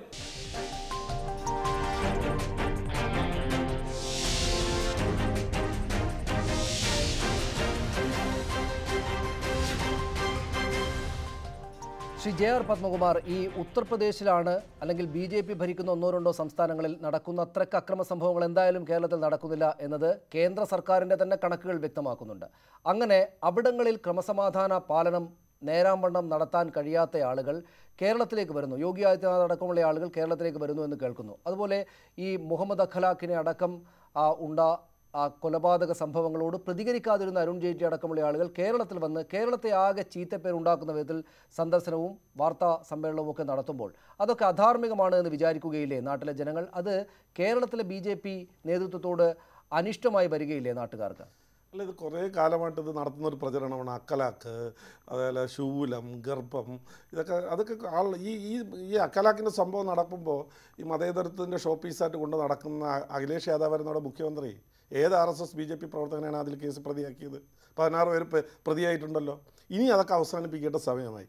പിന്നെ നിങ്ങൾ ഈ കേരളത്തിലെ രാഷ്ട്രീയ അക്രമങ്ങളും മറ്റ് സംസ്ഥാനങ്ങളിൽ ഉണ്ടാകുന്ന അക്രമങ്ങളും തമ്മിൽ വേർതിരിക്കണം. മറ്റ് സംസ്ഥാനങ്ങളിൽ എത്രയോ കാലമായിട്ട് ഗോത്രം, ജാതി, മറ്റ് ഇടപെടൽ, പിടിച്ചുപറിക്കാർ, ഡെക്കോയിറ്റി, ഇങ്ങനെയൊക്കെ കുറേ നടക്കാറുണ്ട്. കേരളത്തിൽ അങ്ങനെയല്ല. കേരളത്തിൽ നടക്കുന്ന സംഭവം ഒരു രാഷ്ട്രീയ വിശ്വാസം വച്ചു പുലർത്തും, അല്ലെങ്കിൽ ഒരു സംഘടനാ വിശ്വാസം വിശ്വസിക്കുന്നതിൻ്റെ അടിസ്ഥാനത്തിൽ മാത്രം. അതാണ് ഞാൻ നേരത്തെ പറഞ്ഞത്. അച്ഛനെ കൊന്നു, അത് കഴിഞ്ഞിട്ട് മകൻ പ്രായമാവുന്നതുവരെ കാത്തിരുന്നിട്ട് അവനെ കൊല്ലുന്നു. അവൻ കേസിൽ പ്രതിയായിട്ടില്ല. അവൻ ഒരു അക്രമത്തിന് പോയിട്ടല്ല. സ്വന്തം സഹോദരി ഗർഭിണിക്ക് മരുന്ന് വാങ്ങാനായിട്ട് വന്ന സമയത്താണ് അവനെ കൊല്ലുന്നത്. ഞാൻ അതല്ല പറഞ്ഞത്. അപ്പൊ കേരളത്തിലെ അക്രമവും മറ്റ് സംസ്ഥാനങ്ങളിൽ നടക്കുന്ന അക്രമവും തമ്മിൽ വേർതിരിച്ച് കാണണം. രണ്ടാമത്തെ കാര്യം, നിങ്ങൾ UPയിലെ ഒരു കണക്ക് പറഞ്ഞു. കഴിഞ്ഞ വർഷത്തെ കണക്ക് നിങ്ങൾ എടുത്ത് നോക്കണം. 16 വരെയുള്ള കണക്ക് നാഷണൽ ക്രൈം ബ്യൂറോ പ്രഖ്യാപിച്ചിട്ടുണ്ട്. ഞാനൊന്ന് പറഞ്ഞോട്ടെ. കേരളത്തിലെ ജനസംഖ്യ 3.25 കോടി, UPയിലെ ജനസംഖ്യ 26 കോടി. ഈ ഒരു അന്തരം നിങ്ങൾ മനസ്സിലാക്കണം. പിന്നെ ഒരു കാര്യം, ഇപ്പോൾ കേരളത്തിലെ മാധ്യമങ്ങൾക്കൊരു വിഷമമുണ്ട്. കാരണം UPയിലോ മഹാരാഷ്ട്രയിലോ മറ്റേതെങ്കിലും ഒരു കൊച്ചു ഗ്രാമത്തിലുണ്ടാകുന്നൊരു ഇഷ്യൂ വരെ 24 മണിക്കൂറും കേരളത്തിൽ ചർച്ച ചെയ്തുകൊണ്ടിരുന്ന ഈ കേരളത്തിലെ മാധ്യമ രംഗത്ത് ഇപ്പോൾ കേരളത്തിലെ ഇഷ്യൂ നാഷണൽ മീഡിയ എടുത്ത് കൈകാര്യം ചെയ്തപ്പോൾ നാണക്കേടുണ്ടാകും. സ്വാഭാവികമല്ലേ? ഞാൻ ചോദിക്കട്ടെ, ഈ കേരളത്തിലെ ഉത്തർപ്രദേശിനേക്കാളൊക്കെ നന്നായിട്ട് ജീവിക്കുന്ന സ്ഥലമാണല്ലോ ശ്രീ JR പത്മകുമാർ കേരളം. അക്കാര്യത്തിൽ താങ്കൾക്ക് മാത്രമല്ല, RSS പോലൊരു സംഘത്തിന് രാജ്യത്ത് ഏറ്റവും കൂടുതൽ ശാഖയുള്ള സ്ഥലമാണ് കേരളം. ഏറ്റവും കൂടുതൽ പ്രവർത്തന മനസ്സിലാക്കാനുള്ളത് ഇവിടെ ഭരണാധികാരികളുടെ ഔദാര്യത്തിലല്ല, CPM-ന്റെ അധികാരത്തില്ല. ഞങ്ങളെ 100 കണക്കിന് പ്രവർത്തകർ ജീവൻ കൊടുത്ത് ഈ പ്രതിബന്ധങ്ങളെയൊക്കെ തട്ടി നീക്കി. നിങ്ങൾക്കറിയാലോ, കണ്ണൂർ ജില്ലയിലെ കമ്മ്യൂണിസ്റ്റ് പ്രസ്ഥാനങ്ങളോട് ഏറ്റിട്ടുള്ള അല്ലെങ്കിൽ എതിർത്ത് പ്രവർത്തിച്ചിട്ടുള്ള എല്ലാവരും കീഴടങ്ങി. സോഷ്യലിസ്റ്റുകൾ കീഴടങ്ങി. സാമൂഹിക സംഘടനകൾ SNDP-യും NSS-ഉം അതുപോലെ അമൃതാനന്ദമയി മഠം അവരുടെ പ്രവർത്തനവും എല്ലാം വെച്ച് മതിയാക്കിപ്പോയി. കോൺഗ്രസ് മതിയാക്കിപ്പോയി. അവസാനം സുധാകരന്റെ നേതൃത്വത്തിൽ ചെറിയ ചലനങ്ങളല്ലാതെ എല്ലാവരും കീഴടങ്ങി. ഞങ്ങൾ കീഴടങ്ങാൻ തയ്യാറല്ല. ഏത് നിലക്കും മുന്നോട്ട് പോകും. അതിന് രാഷ്ട്രീയമായിട്ടുള്ള പ്രവർത്തനത്തിന് ധൈര്യം നൽകാനാണ്, ഊർജ്ജം നൽകാനാണ് അരുൺ ജെയ്റ്റ്ലി വന്നത്. അദ്ദേഹത്തിൽ നിൽക്കുകയില്ല, മറ്റു നേതാക്കൾ കൂടെ കേരളത്തിലേക്ക് വരികയാണ് ചെയ്യുക. നിങ്ങൾക്ക് ബുദ്ധിമുട്ടുണ്ടാകുമെന്നർത്ഥം? ഞങ്ങൾക്കൊരു ബുദ്ധിമുട്ടുണ്ടാവില്ല. കേരളത്തിൽ സമാധാനം ഉണ്ടാവണമെങ്കിൽ RSS കൊടുവാൾ താഴെ വയ്ക്കണം. RSS കൊടുവാൾ താഴെ വെച്ച് കഴിഞ്ഞാൽ കേരളത്തിൽ സമാധാനം ഉണ്ടാവും. രണ്ടാമത്തെ പ്രശ്നം, ഇവിടെ ഗുജറാത്തിനെ കുറിച്ച് പറയാൻ പാടില്ല, UPയെക്കുറിച്ച് പറയാൻ പാടില്ല, മഹാരാഷ്ട്രയെക്കുറിച്ച് പറയാൻ പാടില്ല. ഇതൊക്കെ പറയേണ്ടി വരുന്നതെന്ന് പറഞ്ഞാൽ BJP ഭരിക്കുന്ന സംസ്ഥാനങ്ങളെ സംബന്ധിച്ചല്ലേ കമ്പാരിസൺ നടത്താൻ പറ്റൂ. അവരല്ലേ വന്ന് പറയുന്ന കേരളത്തിലെ ഏറ്റവും വലിയ കുഴപ്പമാണ്. നിങ്ങൾ നോക്കൂ, ഇപ്പോൾ ഗുജറാത്തിൽ നരേന്ദ്രമോദിയുടെ സംസ്ഥാനമാണ്. ഒരു 5-6 ഇവരിപ്പോൾ ദളിത് എന്നൊക്കെ പറയുന്നുണ്ടല്ലോ, ദളിത് ചെറുപ്പക്കാരെ വിവസ്ത്രരാക്കി റോഡിലിട്ട് അടിച്ച് അത് നവമാധ്യമം വഴി കേരളത്തിലാണെങ്കിൽ നടക്കുമോ? കേരളത്തിലാണെങ്കിൽ നടക്കുമോ? കേരളത്തിലാണെങ്കിൽ നടക്കുമോ? ഞാൻ പറഞ്ഞോട്ടെ സാർ, നിൽക്കണം. കേരളത്തിലെ ഒരു BJPയുടെ RSSൻ്റെ ഒരു നേതാവാണ് പ്രസംഗിച്ചത്. 56 കൊന്നതിന് ഞാൻ നേരത്തെ പറഞ്ഞു 2000 ഞങ്ങൾ തിരിച്ചു കൊന്നു. ഇതാരാ പറഞ്ഞത്? RSSൻ്റെ നേതാവാണ്. UPയിൽ അവരെന്താ ചെയ്തുകൊണ്ടിരിക്കുന്നത്? തുടർച്ചയായ ആക്രമണം നടത്തിക്കൊണ്ടിരിക്കുകയല്ലേ. ഇവിടെ കാവ്യെന്ന് ഇട്ടുവന്നെന്നും പറഞ്ഞിട്ട് ഒരു കാര്യം നടക്കില്ല. കാവ്യം സ്വാധീനം ഇവിടെ ഏക്കാൻ പോകുന്നില്ല. നിങ്ങൾ എന്ത് പരിശ്രമം നടത്തിയാലും ഇപ്പോൾ BJPയും RSS ശ്രമിക്കുന്നത് 1 വ്യാജ വാർത്തകൾ നിർമ്മിക്കുക, 2 കേന്ദ്രഭരണത്തിൻ്റെ സ്വാധീനം ഉപയോഗിക്കുക, 3 ഇത്തരം അക്രമങ്ങൾ നടത്തി ശ്രദ്ധ നേടുക എന്നുള്ളതാണ്. അതുകൊണ്ടാണ് ഞാൻ പറയുന്നത്, ഇവർ പറയുന്നതിൽ 99% കളവാണ്. ആ 99 ഇപ്പോൾ ശ്രീകാര്യത്തെ കൊലപാതകം ഞങ്ങൾക്ക് ബന്ധമില്ല എന്ന് ഉറപ്പുള്ളത് കൊണ്ടല്ലേ. മന്ത്രി മാത്രമല്ലല്ലോ അദ്ദേഹം CPM-ൻ്റെ ഒരു നേതാവ് കൂടിയല്ലേ. അദ്ദേഹത്തിന് അവിടെ പോകാൻ കഴിഞ്ഞത്. അവിടുത്തെ നാട്ടുകാർക്ക് അത് ഉൾക്കൊള്ളാൻ കഴിഞ്ഞത്? എന്തുകൊണ്ട് BJPയുടെ നേതാക്കന്മാർക്ക് അത് ഉൾക്കൊള്ളാൻ കഴിയുന്നില്ല?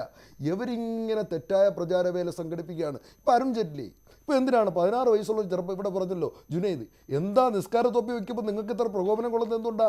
എന്താ അവിടെ പോകാത്തത്? ഇവിടെ ചാർട്ടേഡ് ഫ്ലൈറ്റിൽ ഇവിടെ വരുന്നത് എന്താ? ഇവർ സൈനികരുടെ ഫോട്ടോ ഈ നാടുകളെ വെക്കുന്നവരല്ലേ? ഈ ചാർട്ടേഡ് ഫ്ലൈറ്റിൽ ലക്ഷക്കണക്കിന് രൂപ ചിലവാക്കി ഈ കേരളത്തിൽ വരുമ്പോൾ ആ വീടെങ്കിലും സന്ദർശിക്കാനുള്ള ബാധ്യത അവർക്കില്ലേ? അതുകൊണ്ടാണ് ഇവർ എന്താ പറയുന്നത്, അല്പത്തിലൊന്ന് പറയുന്നത്. BJP ഇവിടെ ശ്രമിക്കുന്നത്, RSS ഇവിടെ ശ്രമിക്കുന്നത് തെറ്റായ രൂപത്തിൽ അവരുടെ സ്വാധീനം വർദ്ധിപ്പിക്കാൻ കഴിയുമോ? അവരുടെ തെരഞ്ഞെടുപ്പ് റിസൾട്ട് വളരെ മോശമായിക്കൊണ്ടിരിക്കുന്നു. അവരുടെ നേതാക്കൾക്ക് നേരെ അഴിമതി വന്നുകൊണ്ടിരിക്കുന്നു. അവർക്ക് സ്വാധീനമുള്ള 2 സഭകളുടെ കാര്യം പറയേണ്ടതില്ല. പാലക്കാട് എന്താ അഴിമതി? അവർ തന്നെയല്ലേ ഇങ്ങനെ വന്നുകൊണ്ടിരിക്കുന്നു. അവരാകെ ദുർബലപ്പെട്ടുകൊണ്ടിരിക്കുന്നു. അപ്പോൾ ഒരു കള്ളപ്രചാരവേല വഴി സ്വാധീനം ഉറപ്പിക്കാൻ കഴിയുമോ? ഗുജറാത്ത് ഡിസ്കസ് ചെയ്യേണ്ടി വരും, മഹാരാഷ്ട്ര ഡിസ്കസ് ചെയ്യേണ്ടി വരും. പത്മകുമാർ കള്ളപ്രചാരവേല ആണോ അല്ലയോ എന്നൊക്കെ അവിടെ നിൽക്കട്ടെ. പക്ഷേ നോക്കൂ, ഇതിലൊരു എട്ടത്താപ്പുണ്ട്. ഈ പറയുന്ന റിയാസ് മൗലവിയുടെ കാര്യം എടുക്കുക. അദ്ദേഹം ഇന്ന് അരുൺ ജെയ്റ്റ്ലി വാർത്താ സമ്മേളനത്തിൽ പറഞ്ഞു, ഈ രാജേഷിനെ കൊന്നത് ഭീകരവാദികൾ പോലും അമ്പരന്ന് പോകുന്ന വിധത്തിൽ ക്രൂരമായിട്ടാണ് എന്ന്. അതേക്കാൾ ക്രൂരമായിട്ടാണ് റിയാസ് മൗലവിയെ, ഒരു കുറ്റവും ചെയ്യാത്തയാളെ മുസ്ലിം എന്ന് മാത്രം കണ്ട് RSSകാർ ചെന്ന് വെട്ടിക്കൊന്നത്, പള്ളിക്കകത്തിട്ടിട്ട്.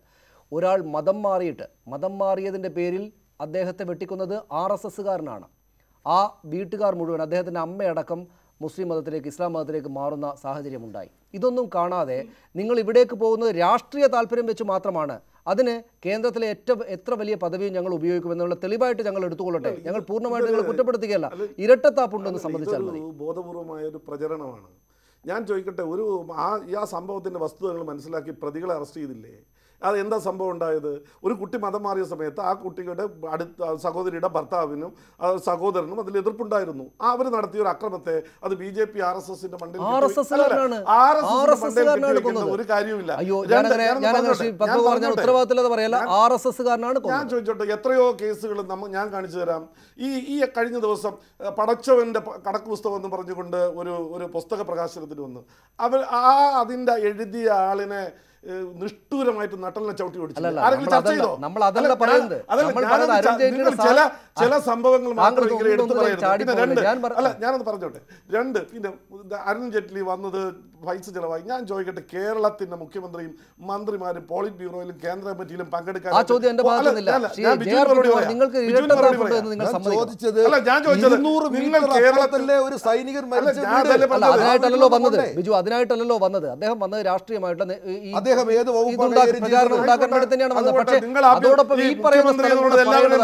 ഞാൻ ചോദിച്ചല്ലോ, രാജേഷിന്റെ വീട്ടു കടയിൽ കൂടെ 7 തവണ പോയില്ലേ? ഒന്ന് ജസ്റ്റ് ഒന്ന് കേറാത്ത കാര്യം പറഞ്ഞോട്ടെ. ഈ ചുട്ടു വന്ന ആളുടെ വീട്ടിൽ പോകാത്ത കാർത്തിക് എന്ന് പറഞ്ഞ ഈ കണ്ണൂരിലെ 7 വയസ്സുകാരന്റെ കൈ അടിച്ചു പൊടിച്ച് അച്ഛനെ അന്വേഷിച്ച് ചെന്നപ്പോൾ കിട്ടാത്തത് കൊണ്ട് കുഴപ്പം, ശ്രീ പത്മകുമാർ, താങ്കൾ മുന്നോട്ട് വെക്കുന്ന ഭാഗത്തിലുള്ള ഒരു കുഴപ്പം, പിണറായി വിജയൻ ഇതൊരു രാഷ്ട്രീയ ആയുധമായിട്ട്, രാഷ്ട്രീയ പ്രചാരണമായിട്ട് പിണറായി വിജയൻ മുഖ്യമന്ത്രി എന്ന സ്ഥാനത്ത് നിന്ന് ഇറങ്ങിയിട്ടില്ല. അരുൺ ജെയ്റ്റ്ലി ഇറങ്ങി വന്നിട്ടുണ്ട്. ഞാൻ കേന്ദ്ര ധനമന്ത്രിയാണ് എന്ന പദവി വെച്ച് ഇതേ കാര്യത്തിന് വേണ്ടി വന്നിട്ടുണ്ട്. അങ്ങനെ വന്ന ഒരാൾ എല്ലായിടത്തും പോകട്ടെ എന്നാണ് ധനമന്ത്രി എന്നുള്ള സ്റ്റാറ്റസ് മാത്രമല്ല. അല്ല, അങ്ങനെയെങ്കിൽ പിണറായി തുല്യമാക്കലേ? പിണറായി വിജയൻ ഞാൻ നോക്കൂ പത്മകുമാർ, താങ്കൾക്ക് വാദം പിഴക്കുന്നത് മുഖ്യമന്ത്രി പിണറായി വിജയൻ എന്റെ പാർട്ടിക്കാരന്റെ വീട്ടിൽ മാത്രം ഞാനൊന്ന് പോകട്ടെ എന്ന് പറഞ്ഞ് എവിടെയും പോയിട്ടില്ല മുഖ്യമന്ത്രി ആയതിനു ശേഷം. സനീഷ്, ഞാൻ പലപ്പോഴും പറയുന്നത്, സനീഷ് മാർക്സിസ്റ്റ് പാർട്ടിയുടെ മെഗോബാണാവരുത്. നിങ്ങൾ ഈ കണ്ണൂർ ജില്ലയിൽ അക്രമം നടന്ന് മരിച്ച CPM-കാരന്റെ വീട്ടിൽ പിണറായി വിജയൻ പോയിട്ടുണ്ട്. ഈ തലശ്ശേരിയിലെ സന്തോഷിന്റെ വീട്ടിൽ പോയിട്ടില്ല. നിങ്ങൾ മനസ്സിലാക്കണം, സന്തോഷ് വീട്ടിൽ പോയിട്ടില്ല, രവിത്തിന്റെ വീട്ടിൽ പോയിട്ടില്ല. എവിടെയാണെന്ന് ഞങ്ങൾക്കറിയാൻ പോയിട്ടുണ്ട്. അദ്ദേഹത്തിന്റെ പാർട്ടിക്കാരനായിട്ടുള്ള കണ്ണൂർ ജില്ലയില് ഇദ്ദേഹത്തിന്റെ മണ്ഡലത്തിൽ മരിച്ച CPM-കാരന്റെ വീട്ടിൽ പോയിട്ടുണ്ട്. ഒന്നാമത്തെ പ്രശ്നങ്ങൾ അദ്ദേഹം ചെയ്യുന്നത് അങ്ങനെയല്ല. അദ്ദേഹം ചെയ്യുന്നത് സാമാന്യവൽക്കരിക്കുകയും കളവ് പറയുകയാണ്. അത് അവരുടെ തന്ത്രമാണ്. ഇപ്പോൾ പാർലമെൻറ്റിൽ പറഞ്ഞില്ലേ, മറ്റേ NDF-കാർ കൈവെട്ടിയ കേസ് CPM-കാരാണ് ചെയ്തത്. അതല്ലേ അവർ പാർലമെൻറ്റിൽ പ്രസംഗിക്കുന്നത്. ഒരു ഇഷ്യൂ ഉണ്ടാവുമ്പോൾ ആ ഇഷ്യൂവുമായി ബന്ധപ്പെട്ട കാര്യങ്ങളാണ് പറയേണ്ടതായിട്ടുള്ളത്. ഇവിടെ BJPയും BJPയുടെയും RSSന്റെയും മീനാക്ഷിയിലേക്ക് അത് പറഞ്ഞു മീനാക്ഷിയിലേക്ക് കള്ളം പറഞ്ഞു. അല്ലല്ല, ഞാൻ നിങ്ങൾ മീനാക്ഷിയിലേക്ക് പറഞ്ഞ വാചകത്തിൽ മാത്രം പിടിച്ചാൽ CPM എന്തെല്ലാം പറഞ്ഞു, CPM എന്നെല്ലാം പറഞ്ഞു, ചൂലമെടുത്ത് ആരെ ഗർഭത്തിനെ കുത്തി എന്ന് പറഞ്ഞു. എവിടെയുള്ള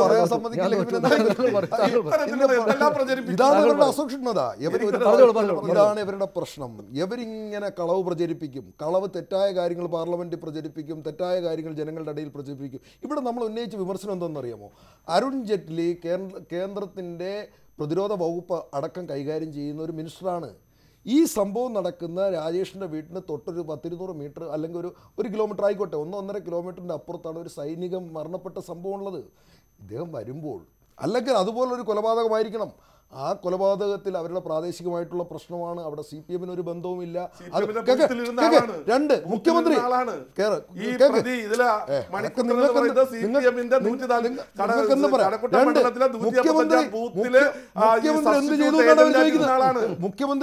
മുഖ്യമന്ത്രി ആയതുകൊണ്ടാണ് മുഖ്യമന്ത്രി ഉഭയകക്ഷി ചർച്ച നടത്തി. അതിനുശേഷം 2 ജില്ലകളിൽ യോഗം വിളിക്കണമെന്ന് പറഞ്ഞു. ആ ജില്ലകളിൽ യോഗം വിളിച്ചു. ഇന്ന് പ്രതിപക്ഷ പാർട്ടികളുടെ എല്ലാം യോഗം വിളിച്ചു. അത് മുഖ്യമന്ത്രി എന്ന സ്ഥാനത്തിരിക്കുന്നതുകൊണ്ടാണ്. ആ മുഖ്യമന്ത്രിയുടെ സ്ഥാനത്തിരിക്കുന്നതിൻ്റെ പ്രാധാന്യം ഉൾക്കൊണ്ടുകൊണ്ടാണ് ഈ നാട്ടിൽ സമാധാനം നിലനിൽക്കണം എന്ന് ആഗ്രഹിക്കുന്നത് കൊണ്ടാണ് യോഗം വിളിച്ചത്. അവർക്ക് ആഗ്രഹമില്ല, അവർക്ക് ഈ പ്രചാരവേല മതി. അതുകൊണ്ടാണ് അവർ ഈ കാര്യങ്ങൾ പറഞ്ഞുകൊണ്ട് ഞാൻ ഒന്ന് ചോദിക്കട്ടെ, നിങ്ങൾ TP ചന്ദ്രശേഖരന് ഈ രാജ്യത്ത് ജീവിക്കാനുള്ള അവകാശം ഉണ്ടായിരുന്നല്ലോ. ഈ TP ചന്ദ്രശേഖരനെ കൊന്നിട്ട് നിങ്ങൾ എന്താ പ്രചരിപ്പിച്ചത്? എന്താ വാഹനത്തിൽ ഒട്ടിച്ചത്? അതിലെ പ്രതികൾ ആരായിരുന്നു? ആ പ്രതികൾക്ക് പരോൾ അനുവദിക്കാനും കല്യാണത്തിന്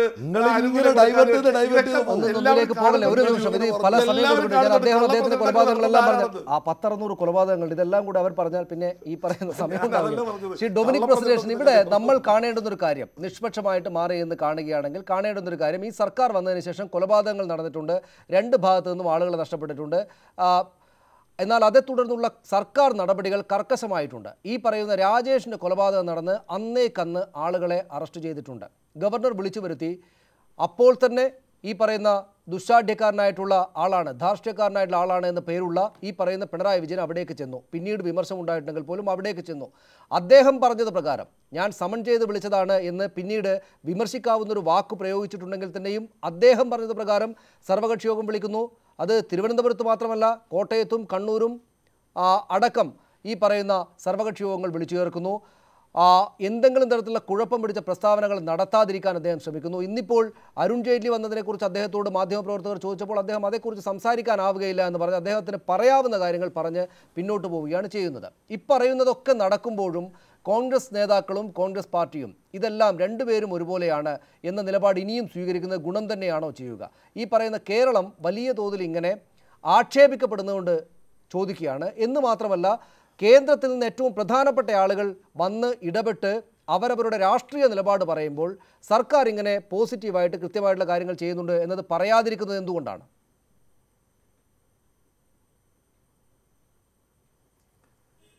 ഞങ്ങൾ പോസിറ്റീവ് ആണെങ്കിൽ ഇങ്ങനെയൊക്കെ നടക്കുമോ? അപ്പം നിങ്ങൾ തന്നെ പറഞ്ഞല്ലോ, കേരളത്തിൽ ഇപ്പോൾ എത്ര കൊലപാതകമായി 15 മാസത്തിനാവും. അത് ഞങ്ങൾ കക്ഷിയല്ലല്ലോ. അപ്പം നിങ്ങൾ തന്നെയല്ലേ പറഞ്ഞത് ഇത്രയും കൊലപാതകം ഉണ്ടായി. അപ്പോൾ ഉണ്ടായെന്നുള്ളത് ശരിയല്ലേ? അപ്പോൾ തീർച്ചയായിട്ടും ആ ഉണ്ടായതിൻ്റെ കാരണം കണ്ടെത്തി നടപടിയെടുക്കുന്ന ഉത്തരവാദിത്വം ആർക്കാ? സ്റ്റേറ്റ് സബ്ജക്റ്റ് ആ ലോ ആൻഡ് ഓർഡർ. അതുകൊണ്ടൊരു സംശയം വേണ്ട, മുഖ്യമന്ത്രിക്ക് തന്നെയാണ് അതിൻ്റെ ഉത്തരവാദിത്വം. അദ്ദേഹം നിറവേറ്റുന്നതിൽ പാളിച്ച പറ്റുമ്പോഴാണ് വീണ്ടും റിപ്പീറ്റ് ചെയ്യുന്നത്. ഞാൻ ആഗ്രഹിപ്പോൾ ഞാനിന്ന് നിങ്ങളുടെ ഈ ഇടവേള സമയത്ത് ഞാൻ ഹിന്ദു എടുത്ത് നോക്കുമായിരുന്നു. അതിൽ ഫ്രണ്ട് പേജിലെ ചിത്രം ശ്രീ കോടിയേരി ബാലകൃഷ്ണനും ശ്രീ കുമ്മനം രാജശേഖരനും കൂടെ കൈകൊടുക്കുന്ന ചിത്രമാണ് കണ്ണൂരിൽ. അവിടെ അത് നടത്തിയതിന് ശേഷമാണ് കുമ്മനം രാജശേഖരൻ ഉൾപ്പെടെ കേന്ദ്രമന്ത്രിയെ കൊണ്ടുവന്ന് ഇവിടെ അതിനെതിരായിട്ട് പറഞ്ഞത്. അപ്പോൾ അതുകൊണ്ടാണ് എൻ്റെ ഒരു ആശങ്ക, ഈ സമാധാന സംഭാഷണങ്ങളൊക്കെ നടക്കുകയും പ്രസ്താവന വരുന്നതിന് ശേഷവും അതിന് എത്ര നാളത്തെ ആയുസ്സുണ്ട്, അത് 2 കൂട്ടരും പാലിക്കുമോ?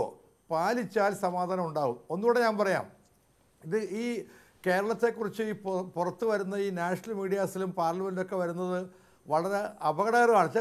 കേരളത്തിൽ ലോ ആൻഡ് ഓർഡർ മോശമാണെങ്കിൽ ഇവിടെ വികസനം ഉണ്ടാവുമോ? ആരെങ്കിലും വരുമോ ഇവിടെ ഇൻവെസ്റ്റ് ചെയ്യാൻ?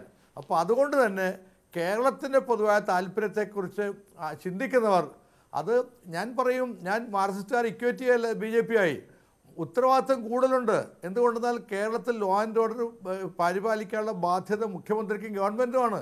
അത് അവർ നടപ്പാക്കിയാൽ മതിയാവും. അതിന് പകരം മറ്റ് സ്റ്റേറ്റുമായിട്ട് വേണം കമ്പയർ ചെയ്യാം, അത് നമുക്ക് പറയുകയും ചെയ്യാം. പക്ഷേ ഫലത്തിൽ കേരളത്തിൻ്റെ വികസനവും കേരളത്തെക്കുറിച്ചുള്ള ഒരു നല്ല ചിത്രവും അത് മോശപ്പെടാനേ കഴിയൂ. അതുകൊണ്ട് തന്നെ എൻ്റെ ഒരു ആഗ്രഹം, ഈ അരുൺ ജെയ്റ്റ്ലി വന്നത് അധാർമികമാണ് എന്ന് പറയുമ്പോൾ പോലും അദ്ദേഹത്തിന് ചെയ്യാമെന്നൊരു കാര്യം, അദ്ദേഹം മുഖ്യമന്ത്രിയെ കൂടെ കാണാമായിരുന്നു, വിളിക്കാമായിരുന്നു, നമുക്ക് സംസാരിച്ചുകൂടെ? കോടിയേരി ബാലകൃഷ്ണനും കുമ്മനം രാജശേഖരനും തമ്മിൽ ചർച്ച ചെയ്യുമ്പോൾ എന്തുകൊണ്ട് കേന്ദ്രത്തിലെ ഉന്നതനായ നേതാവ് കേരളത്തിൽ വരുമ്പോൾ സമാധാനമാണ് കാക്ഷിക്കുന്നതെങ്കിൽ ഞാൻ പറയും മുഖ്യമന്ത്രി ആയിക്കൂടെ അദ്ദേഹം ഒരു ചർച്ച നടത്തണമായിരുന്നു. അതിനെക്കുറിച്ച് എന്താണ് പത്മകുമാറിന് പറയാനുള്ളത് കേൾക്കാൻ എനിക്ക് താല്പര്യമുണ്ട്. അല്ലാതെ തിരിച്ചു പോകാമായിരുന്നു ഡൊമിനിക് പ്രസന്റേഷൻ. അല്ല, മുഖ്യമന്ത്രിക്ക് ധനകാര്യമന്ത്രിയെ അല്ലെങ്കിൽ രാജ്യരക്ഷാ വകുപ്പ് മന്ത്രിയെ ഒന്ന് കാണണമെന്ന് ആഗ്രഹം പ്രകടിപ്പിച്ചെങ്കിൽ അദ്ദേഹം അങ്ങോട്ട് പോകുമായിരുന്നല്ലോ, അതും ചെയ്യാമായിരുന്നല്ലോ. അല്ല, അരുൺ ജെയ്റ്റ്ലി വന്നതല്ലല്ലോ, അദ്ദേഹത്തിന് സ്പെസിഫിക് പരിപാടിയുണ്ട്, അദ്ദേഹം വന്നു. അങ്ങനെ വേണമെന്ന് കേരളത്തിൽ ഈ പ്രശ്നമുണ്ട്, സങ്കീർണ മുഖ്യമന്ത്രിക്ക് ഒന്ന് കാണണമെന്ന് പറഞ്ഞാൽ മുഖ്യമന്ത്രിക്ക് ആവശ്യപ്പെടാമായിരുന്നല്ലോ. അപ്പൊ ഞാൻ നിഷേധിക്കുന്നുണ്ടെങ്കിൽ മാത്രമേ ഡൊമിനിക് പറഞ്ഞതിന് പ്രാധാന്യമുള്ളൂ. വളരെ വളരെ നന്ദി. ഞാൻ ഇനിയും ചർച്ച നീട്ടിക്കൊണ്ടുപോകുന്നില്ല. വളരെ നന്ദി Shri Dominic presentation, Shri M N. Karassery, Shri P. Biju, Shri J R. Padmakumar ഈ ചർച്ചയിൽ പങ്കെടുത്തതിന്. അരുൺ ജെയ്റ്റ്ലി വന്നു പോയിട്ടുണ്ട്. കൂടുതൽ മുതിർന്ന നേതാക്കൾ BJPക്കായിട്ട് കേരളത്തിലേക്ക് വരും എന്ന വാർത്തകൾ അന്തരീക്ഷത്തിലുണ്ട്.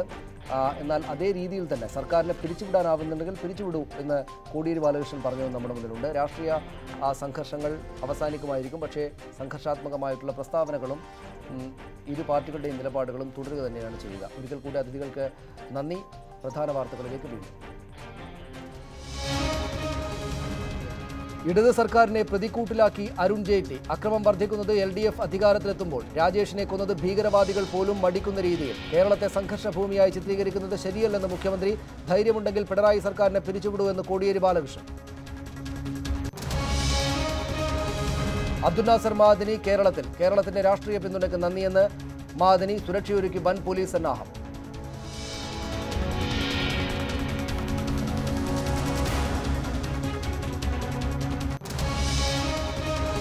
മുൻ DGP TP സെൻകുമാറിനെ അറസ്റ്റ് ചെയ്ത് ജാമ്യത്തിൽ വിട്ട സൈബർ പോലീസ്. നടപടി ബാരികയ്ക്ക് നൽകിയ അഭിമുഖത്തിൽ മതസ്പർദ്ധ വളർത്തുന്ന പരാമർശം നടത്തിയെന്ന കേസ്.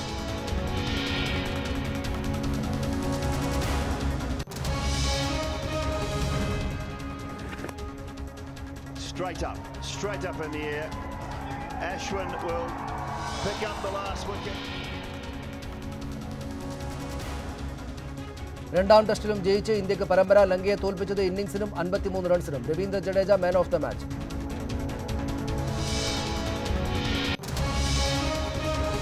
പ്രൈം ഡിബേറ്റ് പൂർണ്ണമാകുന്നു. നമസ്കാരം.